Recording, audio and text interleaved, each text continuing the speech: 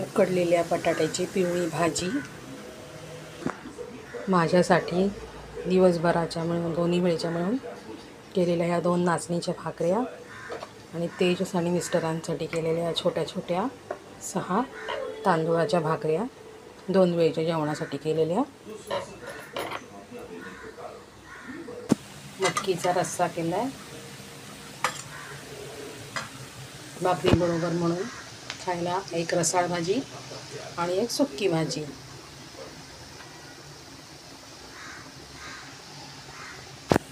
हा मटकीचा रस्सा केला आहे. ही केली आहे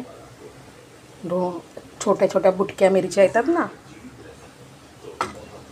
आता सीझनमध्ये ज्याच्यात आपण सांडगी मिरचीच्या मिरच्या भरतो, त्याच्यासाठी ज्या मिरच्या आणतो त्या ह्या गावठी छोट्या छोट्या मिरच्या असतात ना बुटक्या, त्या मिरच्यांमध्ये मी त्या मिरच्या ज्या असतात त्याचं मी हे केलेलं परतून मिरच्या, त्याच्यामध्ये दाण्याचं कूट, सुकं खोबरं असं टाकून परतून घेतलं आहे. त्या मिरच्या खूप छान लागतात चवीला. आणि आता बाजारात आवळे यायला लागले आहेत म्हणून ही केलेली आवळ्याची झणझणीत चटणी पुदिना घालून.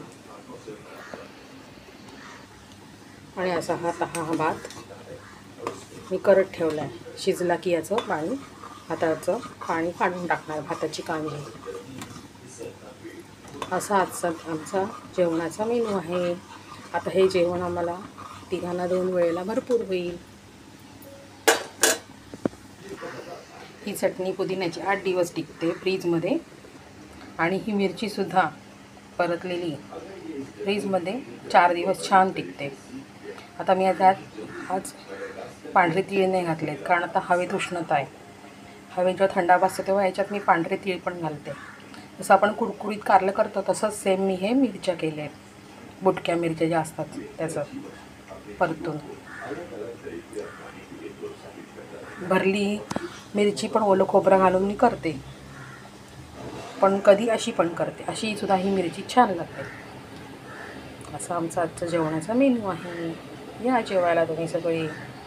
मला जर माझा जेवणाचा मेनू आवडला असेल तर माझ्या चॅनलला, माझ्या या व्हिडिओला लाईक नक्की करा. अशा छोट्या मिरच्या मिळतात ना भरायच्या, त्याचं मी आज कुरकुरीत मिरची केली आहे. भाताची कांजी काढून झाली आहे. आता मी हे बारीक गॅस सोडते. भात 2 मिनटं वाफ काढत ठेवणार.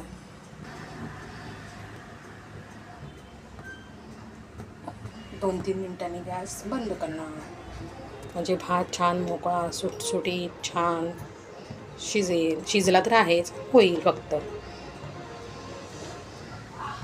आणि काल रात्रीची थोडी आमटी शिल्लक आहे म्हणून आमटी केली नाही आहे. या जेवायला.